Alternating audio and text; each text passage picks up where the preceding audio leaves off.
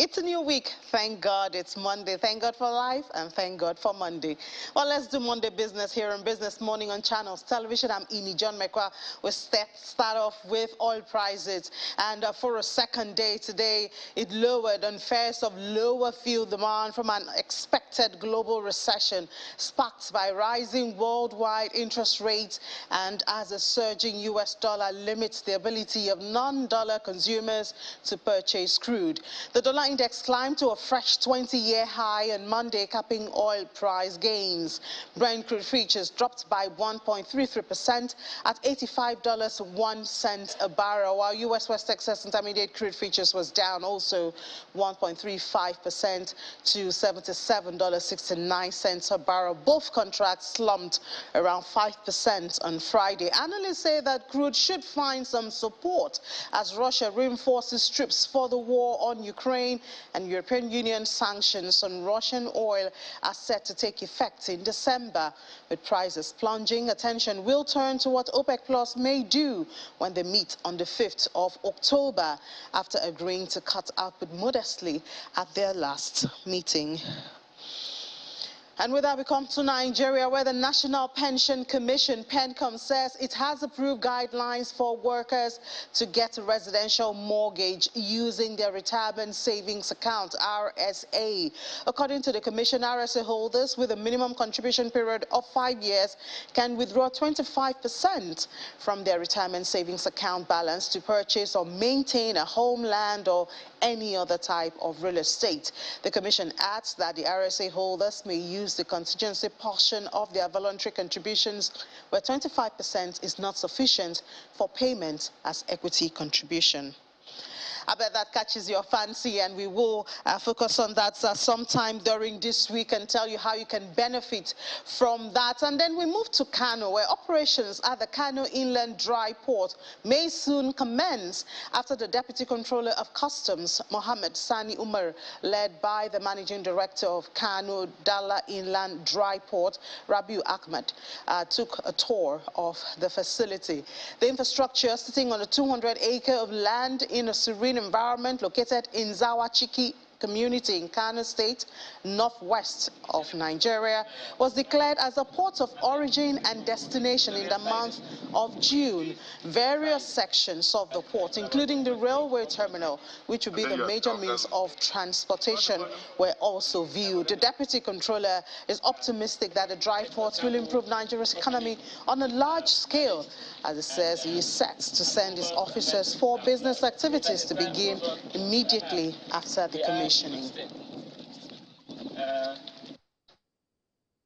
The main target is revenue, as well as ensuring that the economy moves forward, not only at this level, but even at the national level. We are going to be part of that process. And I think that's a major achievement, even on my own part as a person, to be part of this edifice that will improve the economy of the nation. Creation of new jobs that will rid the society of unemployment and also of the vices created by idleness. The idle mind has to be around and to go into crime and other things that would be dangerous for society. Well, moving on now, earlier this month, India became the 5th largest economy in the world after it overtook the United Kingdom, whose GDP declined by 0.1% at the end of March 2022.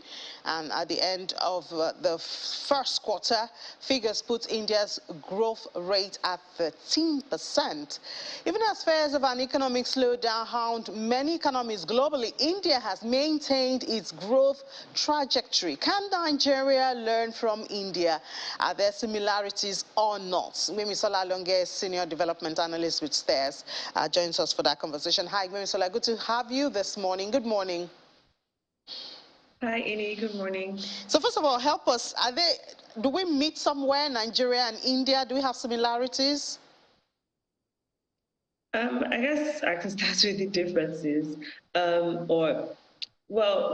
One similarity is that they are both large economies. But to start with the differences, first, obviously, both of them India is like 6 times larger in terms of like the number of people living in the economy, or like citizens of India. That there are about 1.3 people in India versus Nigeria that has just 200 million people. But then India's economy is much bigger now that it's the 5th largest economy in the world. Its GDP is about 3.5 trillion versus Nigeria that's about $500 billion. Apart from that, more important differences between India and Nigeria is that the structure of India's economy, and when we think about the structure of a country's economy, there are different ways to think about it. You could think about it in terms of trade, or in terms of, what makes up the country's GDP, or, employment. So I'll focus on just trade and employment because, that's directly impacts the people in the country. And in terms of trade, right, one big difference, I mean, we all know that Nigeria depends largely on crude oil exports for revenue, foreign exchange revenue, whereas Nigeria's crude oil trade makes up about 88% of or over 80%. So it depends on, what time of the year it is. It depends on whether crude oil prices are high or low and what demand is like. So it usually hovers between 80 and 90%. Right now, India, on the other hand, exports about 70% of manufactured goods, whether it's consumer goods or intermediate goods, but like exporter. And one big thing about that is whenever you trade manufactured goods versus raw materials that Nigeria trades in, there's a chance of you getting more bang for your buck. Basically, you're getting more earnings because you're not trading raw materials, you're trading things that are already produced. You've added some sort of, there's already value addition to it, which makes it more expensive and more valuable to the buyers. Another thing is India's employment distribution. While Nigeria has like about 50% of its labor force in the agri sector, the unproductive agri sector, India, on the other hand, has about half of its population in services. So think business process outsourcing and just different aspects of services, which is key, right? So people are not just getting employed, but they're employed in very valuable and very productive sectors and businesses that can earn them significant income that they can use to basically escape poverty. Yeah, so services against agriculture. I think all we need to do is to develop the agricultural chain, and you can have even a lot of services come out of that if we're to follow India's example. I mean, yes, but before you can develop the agriculture, so first thing we need to notice is what kind of employment is Nigeria getting in the agri sector. So largely we have we have smallholder farmers. Over 90% of Nigeria's farmers or people employed in Nigerian farming sector are smallholder farmers. Nigeria's agri is also largely informal, so you have people who are employed in the agri sector and are being paid off the books because, the sector is just poorly structured. But beyond that, we have a situation, and I agree with you that we indeed need to build the entire value chain for agri. But agri on a mechanized scale, agri on a scale where it actually generates significant income, cannot employ or should not employ a huge portion of your labor force. So even though we're going to, and when we're even talking about services, so trade is an example of services, right? The trade sector, we don't count those selling, we don't count the portion of agri trade as part of the agri sector. So it's mostly like the production. So even though we actually improve the agri sector and is more productive, we would then move people out of the production side to the processing and to the trade side. So that's what we should be focused on, not necessarily improving and ensuring that everybody else is a farmer or they remain in agri. Okay, so we noticed that one of the things that India did was to focus on technology, focus on large conglomerates. I mean, up to the extent that they have a lot of outward FDI, foreign direct income. They don't wait for the foreign direct income to come into their country. They also, invest in other countries. And then you also have government inward-led growth. Is Nigeria lacking any of this? I know when you talk about startups, for instance, this? I mean, we're leading in Africa, so I don't know. Are we lacking any of this? Yes, we are lacking everything. But like one thing that I'd like to point out. So first thing is you mentioned tech.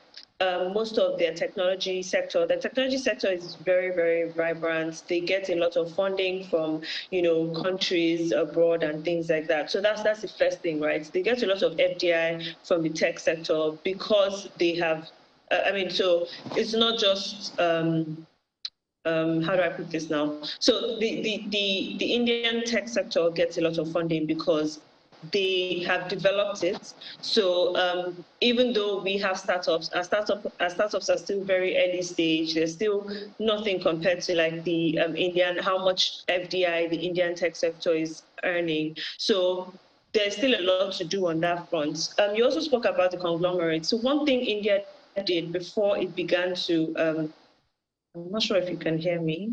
I can hear you. I can hear you, Bimsala. Oh, okay. Sorry, I look frozen, so that's right. So yes, one thing that India did with the conglomerates was that they received a lot of funding, a lot of FDI into the economy in the early 90s. So before they took on this protectionist stance, the first thing they tried to do was develop their economy, and they did this by receiving funding in infrastructure, receiving funding in their in this big organization. So an example would be Tata, right? Tata is a big conglomerate in India, and most of their funding, a lot of their funding, came from abroad, although the organization is over 70 years old. So they received a lot of funding in the past, and also in the tech sector. Another sector where they received a lot of funding or a lot of inflow of income was in their business process outsourcing. So this is a service sector. It's almost like, so India sometimes will be called the customer center of the world because they have developed their labor force such that they take advantage of the fact that they speak English to provide business services to the rest of the world. So India provides tech, they provide customer service, and that might seem like a small thing, but then that sector alone, the business process outsourcing sector, has earned them about $230 billion.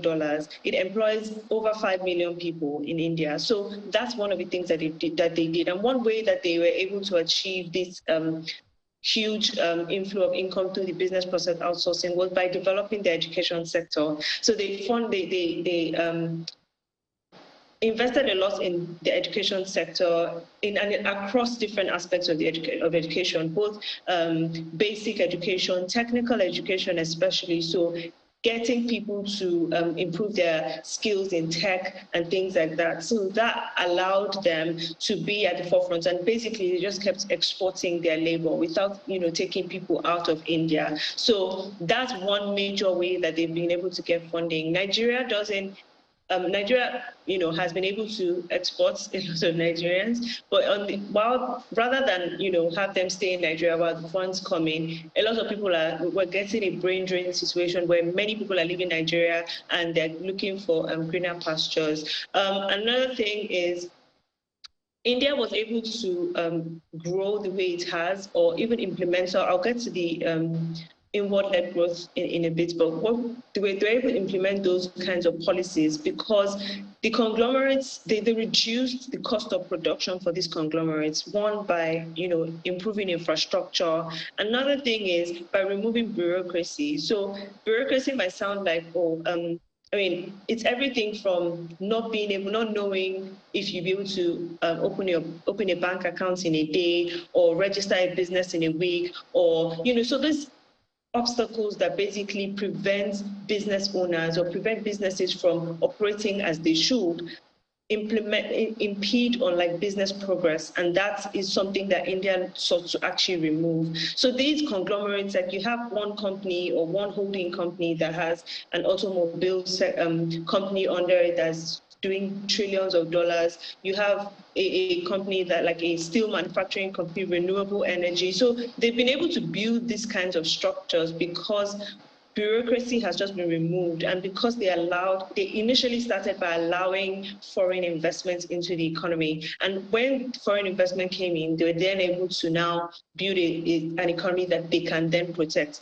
So what's this inward-led growth? It's quite similar to what Nigeria has been implementing in the past few years, increasing tariffs on certain products, providing subsidies for certain manufacturers. And these are the things that the Indian government has just, focused on in order to improve in order to attract investors into the economy. They know that a lot of manufacturers are living in China, and even before the manufacturers left China, right? India has the labor force. India has a lot of infrastructure. They focused on built roads. They built electricity. They've increased electricity by, I think, 5-fold in the last 6 years or so, electricity generation. So things like that are just what placed India in a position where it was able to actually fix these inward-led growth or these import substitution or protectionist policies that Nigeria has tried to implement. Well, some of these things you're saying are not strange in Nigeria, the protectionist policy, the subsidy, but it just seems like we're not getting, the tariff thingy to discourage importation, but it doesn't seem to be getting the same results that they're getting in India. Is there anything we're missing out?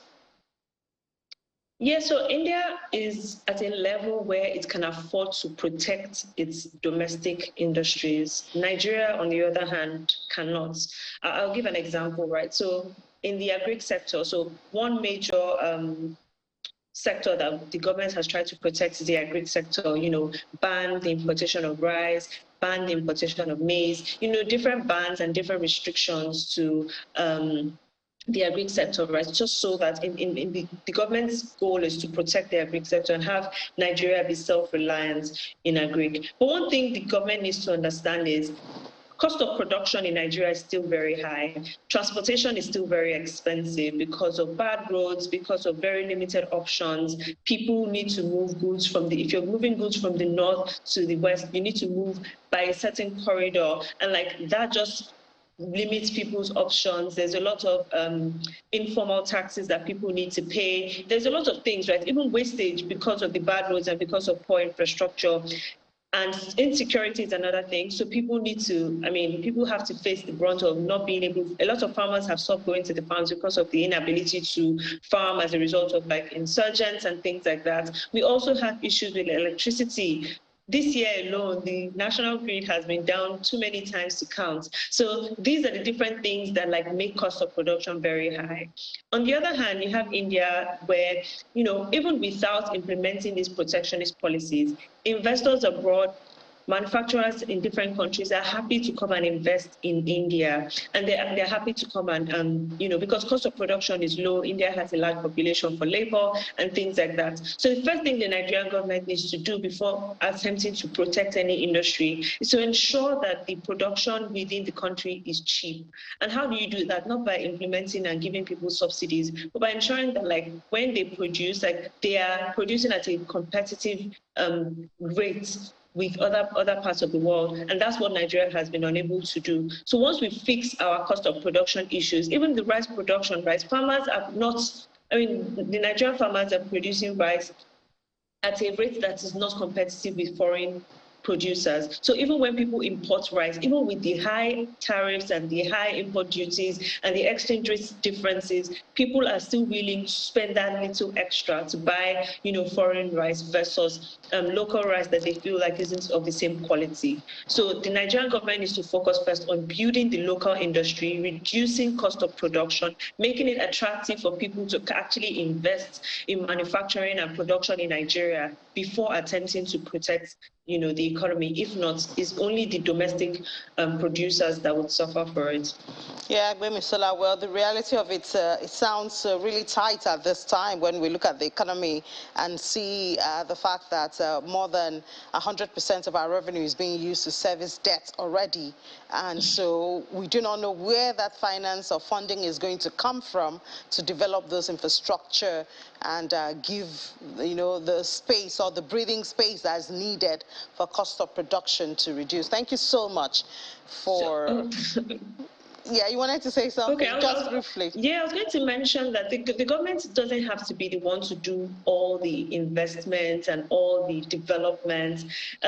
India did not, the Indian government didn't do it on their own. They employed a lot of foreign investments. They allowed a lot of people come into the economy to develop the economy. Today, India is trying to be at the forefront for renewable energy, and they're doing this by foreign investors, domestic conglomerates that are large enough to take on the weight. They have to, but you have to win. You have to win the confidence of the investors first. Assure them you have security and the right environment, business environment. So it's a lot of work, but thank you so much. Senior Development Analyst with STARS. Thank you so much for your thoughts this morning. Let's take a break. After the break, we'll look at another non-oil area and see if we can move things around there and make it better. That's after the break here on Business Morning on Channels Television.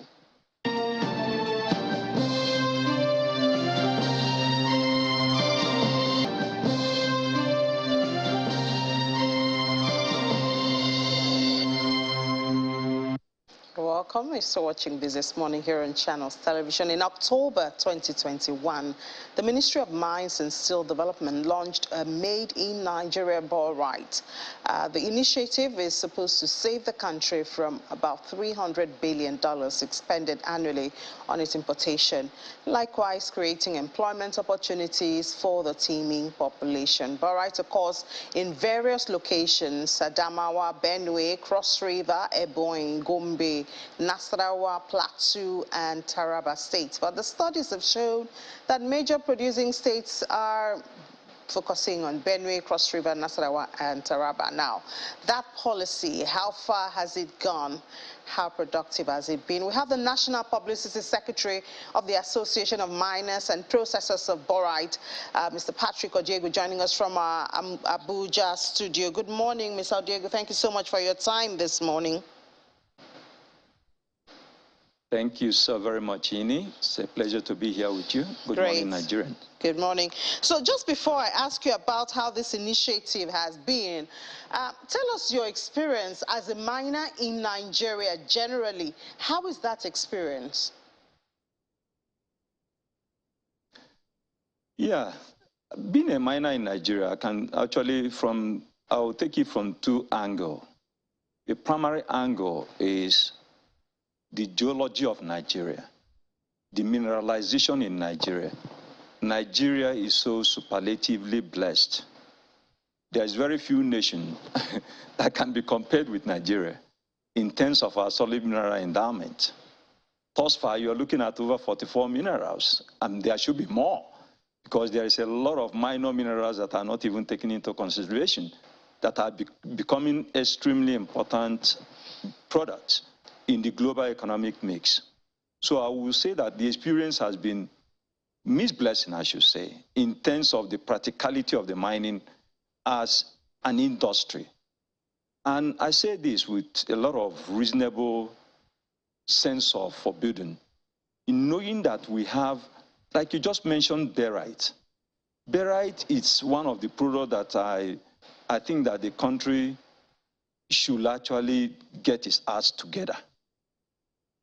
Last year, the Ministry of Mines and Steel Development launched Made in Nigerian Barite. That launch, in my honest opinion, is still neither here nor there, because this is what? End of September, next month will be October, that's 1 year after the launch. But there is no sustainable value chain. You know, I can understand the essence of coming out with information that this is available in country. But we need to cast our mind back. 2010, Local Content Act was passed.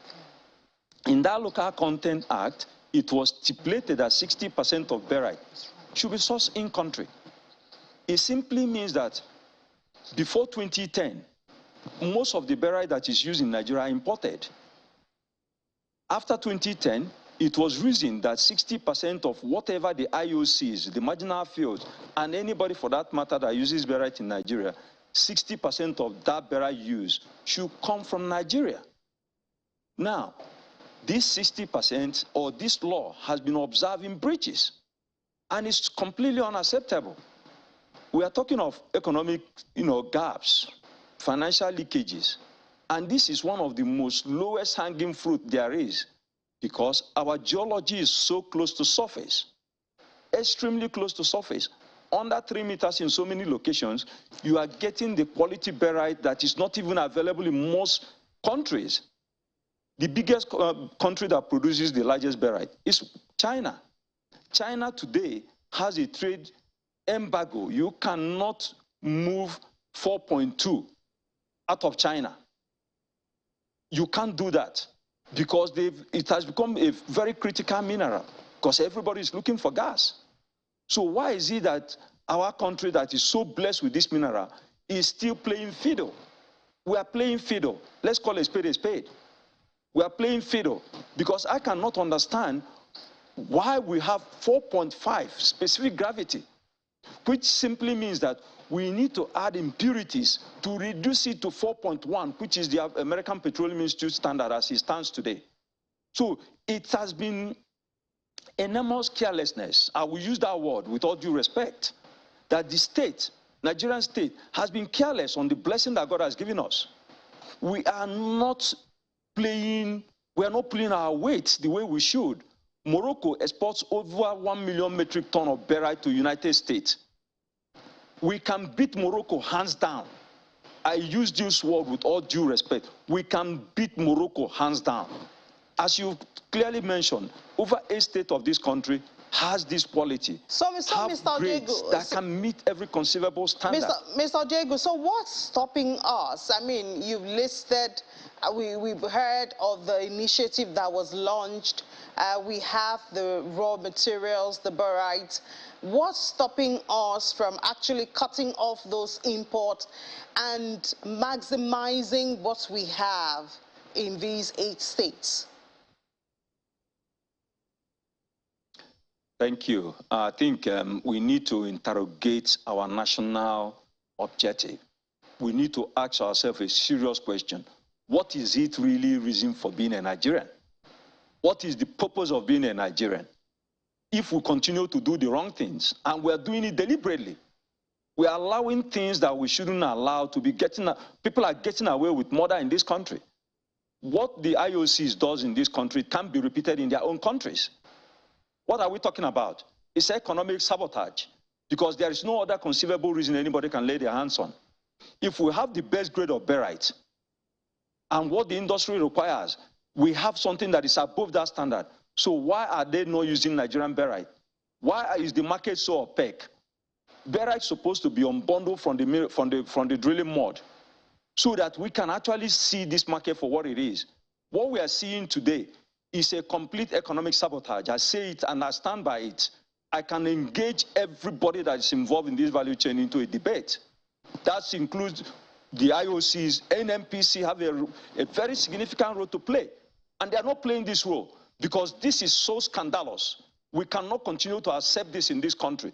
These are stuff that can create a lot of local economy, sustainable economy. We are talking of serious money here. This is not child play. But what is happening is that the structure of the market does not give room for the value chain to come out properly.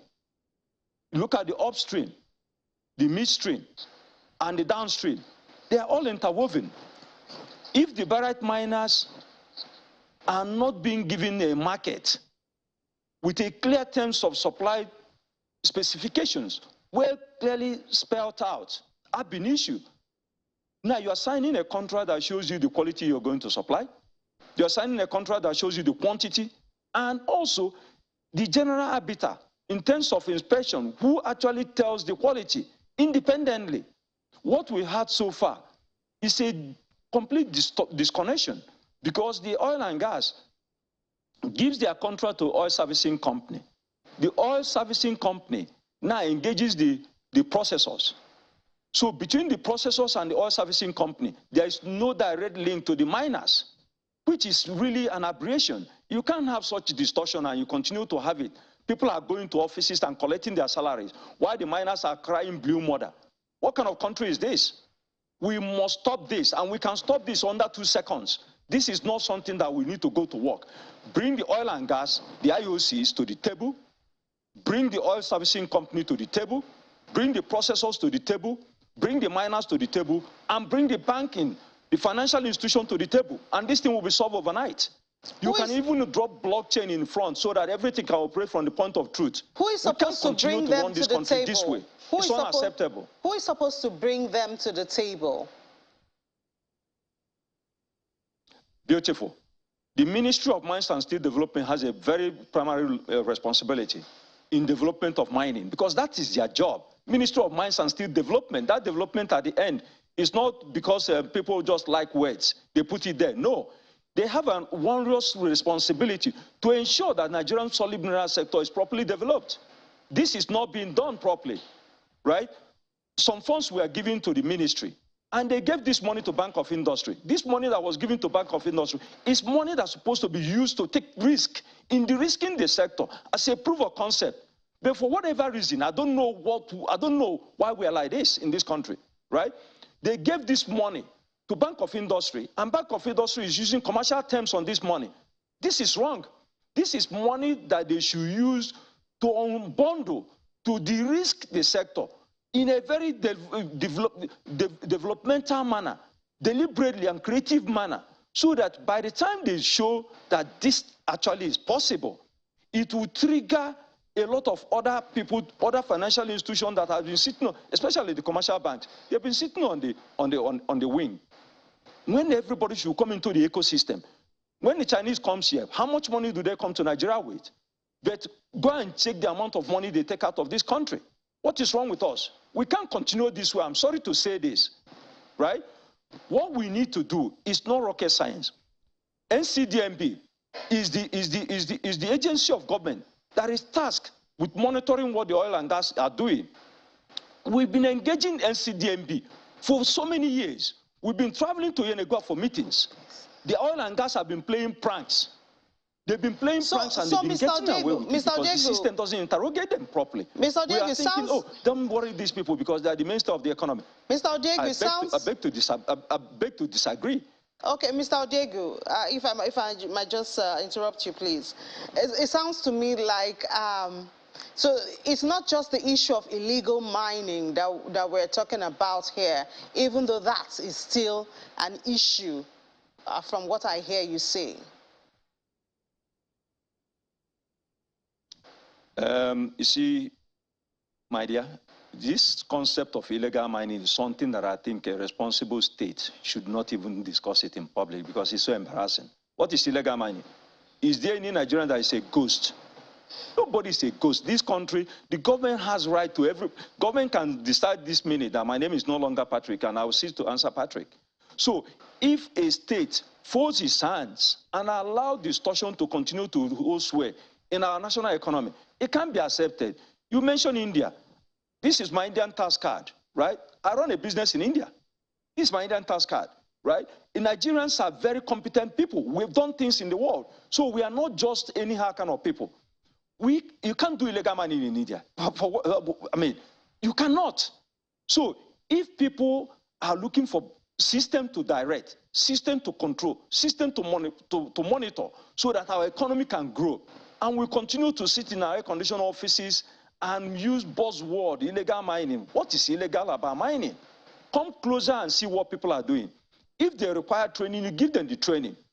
You supervise them, you organize the system around them, and then the value chain comes into the ecosystem of our economic development. We're talking of GDP. Whatever they are doing should come into our GDP. But what we are doing is that we are giving a dog a bad name to strangle that dog. And it should stop in this country because a lot of people don't have capacity to come on TV and speak. Some of us, even sometimes, we don't want to talk because when you talk, it looks as if you are criticizing the system. That's not far from it. We're interested in this country because this is a fabulous country. This is one of the best countries in the world. Go to Gembu, go to Taraba, and see how beautiful this country is. But we are running it down. We are allowing distortions that shouldn't be there. I want to debate CBN governor. I want to debate with him to understand why he should come up with funding for agriculture and not do the same thing for mining. What is wrong with us? We can't continue this one. Sorry. All right, Mr. Patrick Odiegu, thank you so much. We understand that you're very passionate about this. Indeed, we should all be. It concerns Nigeria, and we do not have another country. So, well, thank you so much, National Publicity Secretary of the Association of Miners and Processors of Borite, for your thoughts this morning. We'll certainly follow up on that conversation. You mentioned the Bank of Industry, you mentioned the Ministry of Mining, and we're going to follow up on those agencies and groups to get their own side of the story. Enjoy the rest of your day. I'm sorry, if I could just close with, there's a particular product that is very, very, very crucial in today's energy transition economy, which is lithium, right? It might really come to Nigeria as a surprise that a company in Osun State, Sejilola, this is the poster boy of Nigeria mining sector. From January to June, their turnover was over $180 million. Go and check, go and verify. So if a company that struggled to raise money in Nigeria, no banks was willing to fund this company. They have to go all the way to Canada to raise money. So if they raise money in Canada, right, the bulk of the money they are now generating will leave this country. What kind of people are we? We need to stop this thing. Banks supposed to be really begging miners. But when you see them, they look at you as if you... We participated in the RGP Focus Lab. I presented our lab to the Vice President, and I mentioned this thing 4 years ago. Still today, we are still where we are. What kind of country is this? We can't continue like this. All right, Mr. So let's Diego. do something about it. All right, Mr. Diego, thank you. Thank you so much, in less than 1 year, we can export better to the US. On the program this morning. Thank you very much. Enjoy the rest of your day. Yeah, well, let's move to the markets now. That was the mining market. We saw a passionate person there, Mr. Odiegu. But let's move to the market now and see if Will Ibong is that passionate about the red market. She's been reporting Good morning, for about a week now. Good morning, Will. I'm quite passionate. Well, I'm rubbing off. The passion of the guests is rubbing off on me, and I'm like, I need to be passionate this morning. I hope you can package it. Even if the NGX market wasn't very passionate, and it was really red, bloody red last week. So yes, it I'm was. just coming in with a different color this week. I don't know if it's going to change this week, because we see the dollar surging. And everything else, of course, is going It's going really skyrocketing at the moment. And MPC is today and tomorrow, and so investors are going to be watching to see what's going to happen. And it's an increased interest rate might not bode well for Will, NGX. I asked the guests last week that the Federal Reserve met last week. They increased interest rate by 75 basis points. Yeah. We saw the dollar surging. When we meet and increase our interest rate, do we see the Naira surging? That's a question. We'll wait and see how the market reacts to that. Yeah, so we'll start off with the FX market, where it dipped again for the third consecutive week by about $162 million to $38.49 billion as of September the 22nd. That is not so great for the FX market, especially our reserve. But the FX market, on the opposite side, traded mostly positive last week, as it rose by about 107.48 billion. Percent to over $1 billion. Transactions was quite bullish for the FX market. We saw the forwards and futures market total derivatives was about over 400% to close at $560.54 million, while the FX spot market, as the I&E window, rose by 23.75% to $485.05 million. Now, this is great news for the market, but we'll see how other markets react to that. But we look at the fixed income market. There was trading in opposite directions for the bonds market and the the treasury bills market, as we saw yield continue to go up for the bonds market, while treasury bills market, we saw a downward trend in yields. But Tobechukwu Ipe is here to give us more insights about what's really happening in the market, and to give us, what the market is to expect from the MPC meeting that's scheduled to hold today and tomorrow. Good morning, Tobechukwu. How are you doing today? Good morning, Will. Thank you for having me. It's good to have you, Tobechukwu. Tobechukwu, so give us a summary of what happened last week in the market. We're seeing the FX market, the FX space was bullish, but we're seeing mixed sentiments in the fixed income markets, where we saw yields going down for the bond space. Going up for the bond space and going down for the treasury bills market. What's happening there? So for the FX market, as you pointed out, the futures and derivatives market was quite active last week, up over 900%. So in Nigeria, the futures is largely hedging to, so market participants are just basically protecting their downside when it comes to the dollar. As your analyst said, the dollar has been surging against most of the world currencies, given the continuous hiking in their interest rates. So we've seen increased market activity for futures for the USD NGN, also market participants hedging their downside risks by hedging their dollar obligations in the future. For the fixed income markets, last week there was a bond auction where the DMO offered $139 billion for the 3-year, 10-year, and 20-year reopenings, and we saw rates inch up. That spurred market activity in the bond markets, where by the close of the week we saw yields inching up by an average of 50 basis points so that took our liquidity from the system. So that impacted the treasury bills markets, where we started seeing bearish sentiment, the market participants trying to sell up their bills to fund their obligations, and all in all, it came into the money market to where rates went as high as 15% at the close of the week on Friday. You talk about the auction, which took out liquidity, as in like lowered liquidity in the system, but we saw FAC inflow last week as well. So has that impacted the market in any way? How has that impacted the fixed income space? If there's any impact at all, or if we're starting to see any reaction this morning? We've not seen any reaction this morning, and the FAC inflow last week did little to assuage the liquidity situation in the market, given that most banks were already in the repo window funding themselves from the CBN. So that just helped reduce the repo position for the banks. However, the banks are still tight on liquidity, and they'll continue funding at double digits going into today. So just quick one. MPC is holding today. Do you think the market is going to be bullish or bearish at the end of the day? I think everyone would adopt the hold and see approach, pending decision of the MPC, where a lot of market participants expect the CBN to increase rates. Thanks so much, Tobichukwu Ikpe, fixed income dealer at Access Bank, for sharing your insights on the program this morning. Thank you. So, Ini, this is what we are saying: hold or watch position. So yeah, the level of uncertainty in the market really high in the market now. It's very high. So it's we're just going to see how the market reacts. Really, I don't really have. I think I'm neutral today as to how the market is going to close.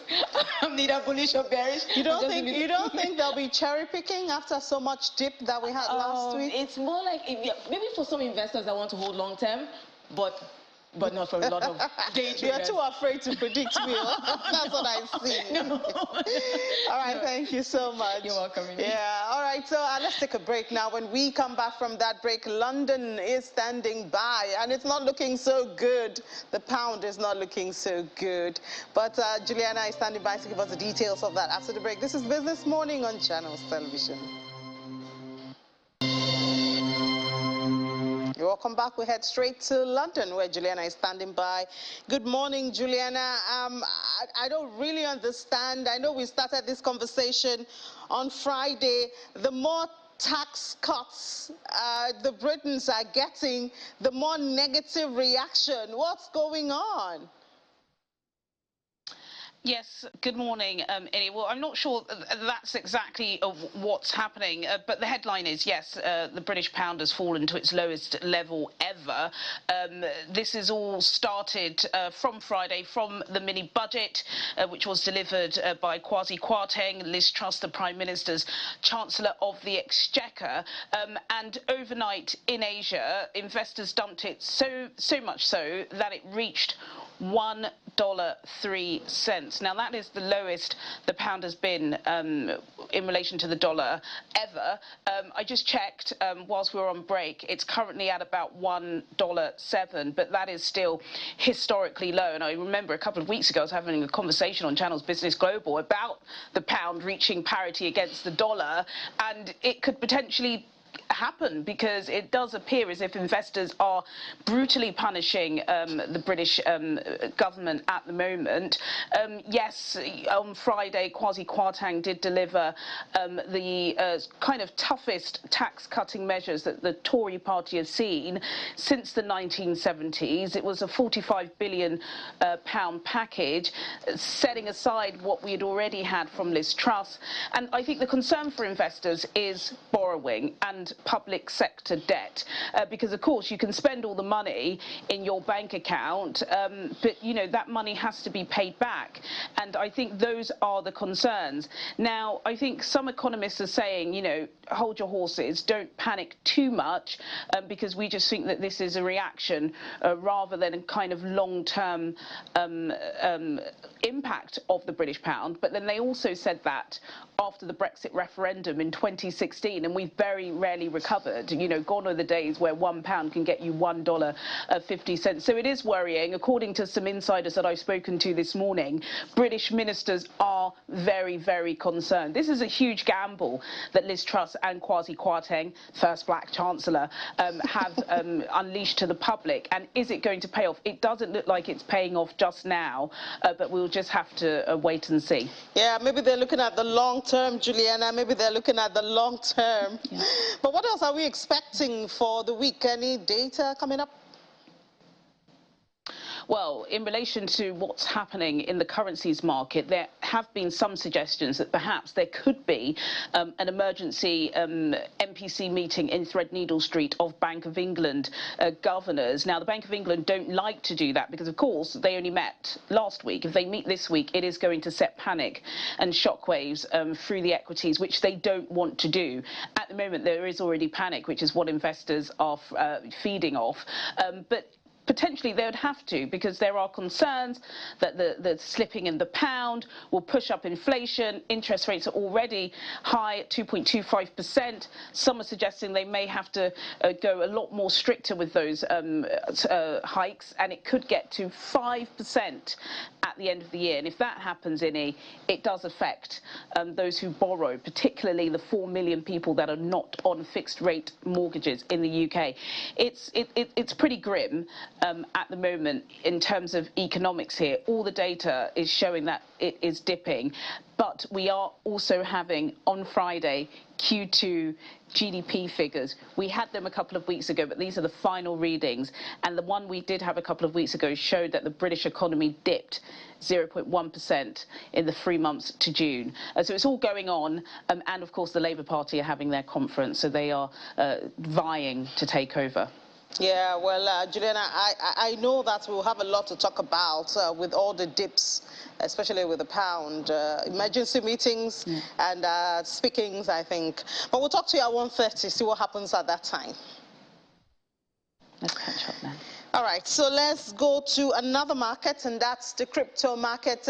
Of course, we don't expect it to be immune to the realities and economic headwinds of this time. And so we see that the fear greed index is still in the 20s at 21 for today. And that's obviously extreme fear. If we could have that extreme fear on the screen, if we could have that. Thank you so much. And so what that means is that investors are still not very happy or not comfortable, and I don't think we expect any less with the dollar surging. And then let's see the market cap. The market cap for this morning is down, obviously, in 24-hour, 916, and then a 24-hour volume is up a bit. BTC dominance back to 39 from 38 that we had on Friday. We have Rume Offi joining us to share his thoughts on the market movement. Hi, Rume. Good morning. Good morning. Good morning. Rume, I don't know why you're sounding so happy. The market is plunging. The dollar is getting stronger. Every other person is falling. Yes, the truth is the market is giving us opportunity to buy at a discount price, right? A lot of persons are seeing it their way. But again, the opportunities are there. Imagine someone, for example, that bought Bitcoin at 60K. Now it is down, right? But somebody that haven't bought Bitcoin at all, when they buy now and it goes up, they are in profit. But away from that, because a lot of people talk about price, a lot of things are going on in the space. A lot of things are happening. Apple is now saying that NFTs can be sold on their platform, on their app. Disney is going into NFTs in the metaverse. In fact, going into DeFi, which is decentralized finance. So all of these innovations are going on, and it's going to make more sense that people have an idea of this, learn the basic skills involved, and prepare themselves for what the technology is headed towards. But again, price is not enough, because you see, you said it already. The price of the US dollar index is going really high, which means that people might not be interested in getting involved in riskier assets, and this will go on and on. Personally, I'm projecting to see the US dollar index go as high as 130, right? So but in all of this put together, your strategy now is to go for cash, first and foremost. So by having cash, it gives you the opportunity to buy at discounted price. But a lot of people still don't see this opportunity. That is why we have to always say, this is what to do and how to go about it. And a few other countries getting involved in their pilot scheme for CBDCs, which, for example, I think I give kudos for Nigeria for leading that area. I think Australia just got involved in a pilot scheme, and we'll see how far digital payment can go, which is greatly influenced by Bitcoin and the other cryptocurrencies. Thank you very much, Edie. All right, Rume, thank you so much for that elaborate analysis. Saying that we should go for cash now, well, I don't know. But it's a conversation we'll continue. Thank you, and enjoy the rest of your day. Thank you very much, Edie. All right, just before we go, let's see the top alt by market cap. So we see how red this market has turned. There you go, all in the red, top alt by market cap, everything in the red. Even eCash XRP that seemed to be escaping, it escaped a bit last week for a couple of days, but now it's been caught up in that red web. So it's all red, top alt by market cap, and of course, the price of Bitcoin, everything is down. So as long as the dollar keeps surging, every other thing keeps going the opposite direction. This is the reality of our time. We don't know where to go to, but we'll keep living, keep reporting. That's what we're going to do here on Business Morning. That's where we draw the curtains on the program today. Thank you so much for being a part of it. I hope it's been worth your while. We'll continue tomorrow just right where we left off. I'm Ini John Mekwa. Have a profitable business day.